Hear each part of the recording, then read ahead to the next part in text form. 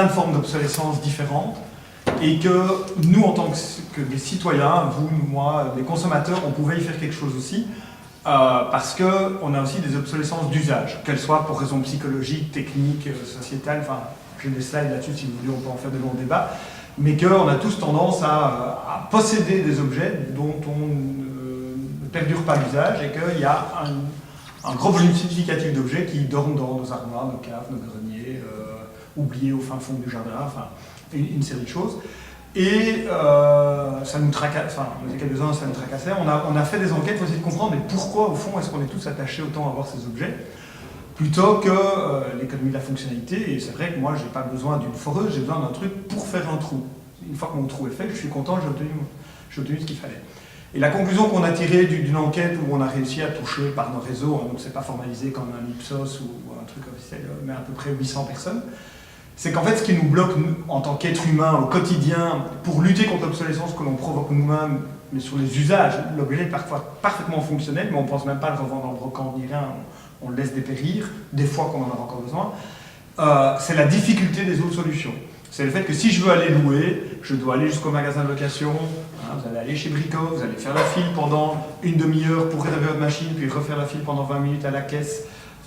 Ça va souvent vous coûter plus cher en location que le prix d'usage, parce que, je donne l'exemple, on a eu des longues discussions avec Kiloutou, avec Brico, mais Brico, vous voulez louer une foreuse, mais ils vont vous louer de la foreuse Hilti pour être sûr que ça tienne le coup longtemps parce qu'eux doivent l'entretenir puisqu'ils vous la louent. Et donc ils vont la louer 60-70 € la journée. Mais quand vous vous baladez avant d'aller à la sortie dans les allées du Brico, vous allez tomber sur une foreuse d'une marque chinoise typiquement improbable, vous n'avez jamais entendu parler, mais la foreuse neuve vous coûte 50 €. Bon, la différence c'est qu'elle est, à part le mandrin et le moteur d'entraînement, tout le reste c'est du plastique. Vous allez faire 10 trous à vague et puis elle va mourir, mais ça c'est pas marqué sur l'emballage. Et donc vous avez dit, bon, 80 €, enfin 70 ou 80 € pour louer, 50 € pour acheter, ben c'est bon, j'achète, j'ai rentabilisé déjà un truc. Et quand c'est pas aussi flagrant que ça, c'est oui, mais si j'utilise 3 fois, j'ai rentabilisé, oui, mais si j'utilise 4 fois, j'ai rentabilisé, et puis vous l'aurez utilisé quand même qu'une fois, et elle va pourrir dans votre cave, et ainsi de suite. Et donc location, très difficile, très contraignant. Tous les systèmes peer-to-peer, avec qui on s'entend très bien, et avec qui on essaie d'ailleurs de commencer à trouver des solutions communes, très sympa aussi, mais vous avez certainement déjà tous entendu ou vécu le truc moi-même. Les gens investissent de moins en moins parce que réparer coûte cher. Pourquoi réparer coûte cher? Parce que réparer, c'est du temps, et les normes salariales, et notre qualité de vie, et notre sécurité sociale européenne fait que ça atteint très vite des sommes conséquentes, alors que racheter du neuf quand c'est made in peu importe où, et dans des conditions sur lesquelles on ferme tous gentiment les yeux, mais c'est pas cher, c'est des gens payés 2, 3, 5 $ par jour, payés au lance-pierre, comme on dit, hein, sans sécurité sociale, sans quoi que ce soit. Et donc on avait une dichotomie là-dedans. Et donc on a essayé de résoudre ce truc-là, et c'est comme ça qu'on est arrivé à Usitu en disant on va essayer de mettre sur place une coopérative pour proposer aux gens d'avoir un système de location, mais plutôt d'emprunt d'objets, qui résolvent toutes ces difficultés, qui essaient de lever toutes ces barrières-là. Et donc comment est-ce qu'on lève ça de manière simple? Un, c'est Usitu qui possède les objets, donc un peu comme un loueur. Pourquoi? Parce que du coup, c'est nous qui assumons, c'est notre mission à nous, c'est de maximiser la durée de vie des objets et donc de s'en occuper aussi longtemps possible, puisque on équilibrera mieux les comptes de la coopérative si on garde un objet 10 ans plutôt que si on en change tous les ans. Donc ça, c'est notre rôle. Deux, c'est de l'offrir à des gens avec qui on crée une relation suffisamment de confiance que pour aller très vite, qu'il ne faille pas re-signer 20 000 papiers, mettre des garanties, des dépôts, etc. Et donc en fait, vous devenez membre d'Usitu, 18 € par mois, et chaque mois, ça vous rajoute 18 points sur votre compte. Et avec ces points, vous pouvez emprunter toute une série d'objets chez Usitu.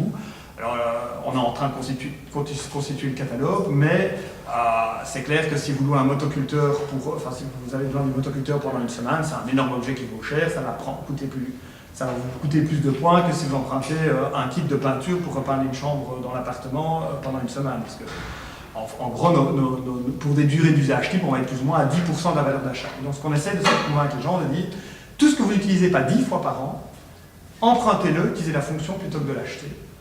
Et plutôt que de vous embarrasser à faire du cas par cas, venez chez Usitu parce qu'on va essayer d'avoir de tout. Et donc c'est pas que des outils de bricolage, c'est l'appareil à raclette. Hein. Je crois que tout foyer, peut-être moins en France, dans le sud, mais dès que vous passez outre Quiévrin, partout il fait froid, tout le monde fait des raclettes en hiver, mais qui fait plus de 10 raclettes? Oui, je sais qu'il y a une personne qui m'a dit qu'elle en faisait plus que 10. Mais d'habitude, les gens ne font pas plus de 10 raclettes par an, quoi. C'est les mêmes choses pour des outils de bricolage évidemment, mais pour des outils de jardin, pour des trucs en vacances. Tiens, on a envie de partir en vacances et il y a un ami qui a envie de se joindre, mais lui il n'a pas de vélo, il n'a pas de tente, il n'a pas de ça. Pourquoi toujours aller acheter ça alors qu'on en a des usages souvent très ponctuels et tout. Et donc on va avoir tout ça. En fonction de ça, vous utilisez vos points, puis chaque mois votre compte se recharge. Et nous, on inclut les risques. C'est-à-dire que la casse, les accidents, c'est inclus dans ce prix-là. Voilà.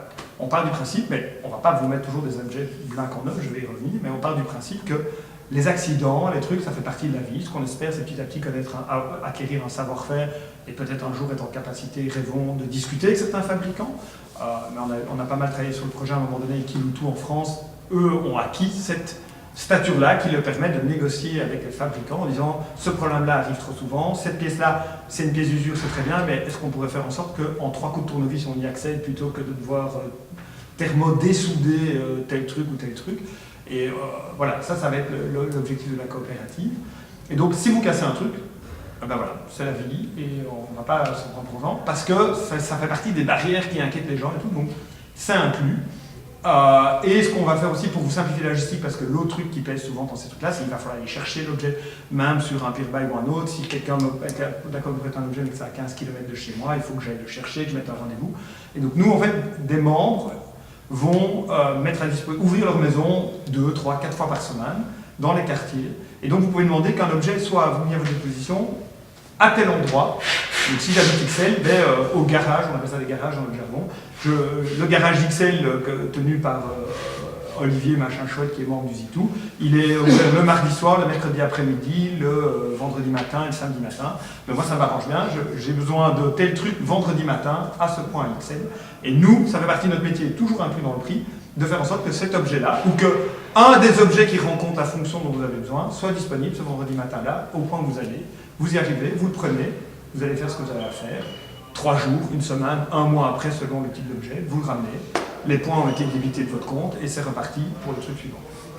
Ce qu'on est en train de faire pour l'instant, pour essayer d'être cohérent, et puis je m'arrête là jusqu'au bout, c'est évidemment, beaucoup de gens me disent « Ah mais c'est super, c'est quoi votre catalogue ?» Pour l'instant, on est un peu dans l'œuf et la poule, on va essayer de crever cette assez rapidement, d'essayer d'aller au bout des idées, et donc on ne veut pas racheter plein de trucs neufs pour vous laisser, pour faire une deuxième offre, alors que vous aurez toujours votre truc qui est en train de pourrir, de vieillir dans vos armoires. Et donc ce qu'on essaie de faire, c'est de proposer aux gens de amenez-nous, désencombrez-vous, videz de la place, vous allez pouvoir faire beaucoup plus gros trucs d'architecture ou d'architecture d'intérieur, vous allez regagner de l'espace, vous allez enlever toutes ces armoires fourre-tout qui traînent partout. Donnez-nous nos objets, ils vont être chouchoutés, on va garder une trace que c'est vous qui l'avez amené, on espère un jour pouvoir mettre un peu d'argent pour faire un Facebook des objets où vous pourrez voir la vie de votre petit objet préféré, se rendre compte que ces objets vivent, racontent des histoires aussi, etc. Donc un peu de storytelling autour. Et on va s'en occuper et le présenter, et on va vous racheter vos objets. Donc on ne vous demande même pas de faire un don du site, on va vous acheter vos objets en points, pas en euros. Et donc, plutôt que de venir essayer le système en vous demandant succès, si vous m'amenez 3 objets qui valent 200 euros, on va vous les racheter typiquement pour 60%. On ne va pas faire de longs calculs, on va vous les racheter, s'ils fonctionnent encore, on va vous les racheter pour 60%, mais donc je vais vous donner 120 points. Et au moins avec ça, vous pouvez expérimenter, démarrer le système et commencer à passer dans une économie de la fonctionnalité qui indirectement va essayer d'éviter de l'obsolescence, qui est plus souvent, comme je disais, par usage plutôt que par non-fonction, mais le résultat est le même.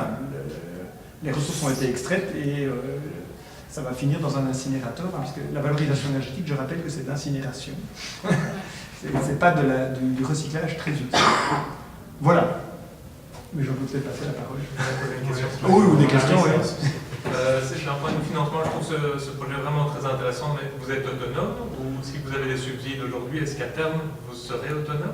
Alors, on a eu la chance de bénéficier d'un subside pour le démarrage du lancement grâce à Bicircular ici à Bruxelles, mais le but et le plan financier est d'être autonome. Et donc, avant même d'avoir ce financement, on a lancé ça sous forme de coopérative. Donc, c'est vrai que je ne l'ai pas mentionné, mais c'est pas une société, Usitout, c'est pas une société commerciale dont le but est de dégager des bénéfices pour des actionnaires quelconques, etc. C'est d'avoir une société privée qui, pour que le service soit pérenne, soit autonome financièrement et qu'il y ait suffisamment de rentrées grâce aux différents membres pour payer ce qui est nécessaire de payer. Qu'est-ce qu'il faut payer? C'est principalement de la main-d'œuvre, puisque les objets repassent systématiquement par le siège ici à Recyca pour être vérifiés s'ils fonctionnent toujours quand ils reviennent d'un usage, entretenus le cas échéant des pièces de vue, etc., réparés si nécessaire, et ainsi de suite. Mais le but et le plan financier tient la route, comme toujours, hein, ceux qui ont déjà lancé des boîtes, le plan financier, il va falloir sans doute l'aménager quelquefois dans les premières années d'existence, mais tous les chiffres montrent que ça tient la route. Ça tient la route si la communauté est suffisamment large. Et donc, c'est pas un problème de type d'objet, c'est pas un problème de valeur des objets, ça peut être un peu un problème de nombre de pannes, n'importe quoi. C'est pour ça qu'à un moment donné, il faut choisir des objets de qualité, évidemment. Mais c'est surtout lié à la taille d'une communauté. Dit autrement, en termes financiers, les problèmes sont plus souvent de trésorerie que de finances pures, en fait. Et donc, c'est pour ça qu'on essaie d'attirer le plus rapidement possible des membres, mais c'est une coopérative ouverte, et donc toute personne qui veut soutenir le projet et en devenir coopérateur est bien entendu le bienvenu. Et alors, deuxième question, si on pousse le rêve un peu plus loin, est-ce qu'on peut imaginer ce type de projet qui fonctionne par livraison, comme on en voit un peu partout dans la rue aujourd'hui, par vélo Alors oui, en fait, déjà comme ça, on va mettre au point un système de livraison pour livrer nos garages. Donc en fait, ici, chaque matin, partira de Recyca les boîtes pour le garage d'Ixelles, le garage de Buckelberg, enfin peut-être un jour les 3, 4 ou 5 garages, mais de chacune des communes. On est en train de faire une formule parce qu'on nous le réclame aussi à Leuven, à Ottigny, à différents endroits. Donc les livraisons vont partir. Dans un premier temps, parce que les livraisons ont quand même un coût, et que même quand les livraisons sont sympas, alternatives en triporteur ou autre, de l'huile de gambette ou autre, il faut quand même rémunérer le travail de la personne qui passe son temps à le faire. Et donc pour l'instant, c'est plus simple de le faire par des garages. Les critères, si vous voulez, qu'on s'est établis, c'est on veut arriver finalement à ce que vous ayez toujours un garage à 3 km de chez vous, dans une ville comme Bruxelles. Et parce que 3 km, normalement, vous pouvez vous-même terminer avec votre vélo, n'importe quoi. On peut faire, et on fera dès le début des livraisons particulières pour les objets volumineux et encombrants, quoi. Les quelques objets plus grands où justement vous voulez la grande échelle double, ça ne va pas être possible d'arriver chez le gars qui accepte d'ouvrir son garage pour le mettre avec le truc de 3,50 m.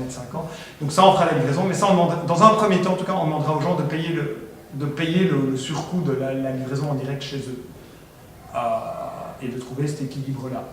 Après, pourquoi pas un jour porte-à-porte complète. Le fait de le maîtriser, de pouvoir l'organiser, permet aussi d'avoir des horaires de travail pour les gens. On va pas se lancer dans les débats Uber et compagnie, mais nous, on envisage que nos réparateurs et nos logisticiens puissent travailler dans des heures et avoir une vie familiale plus ou moins maîtrisée.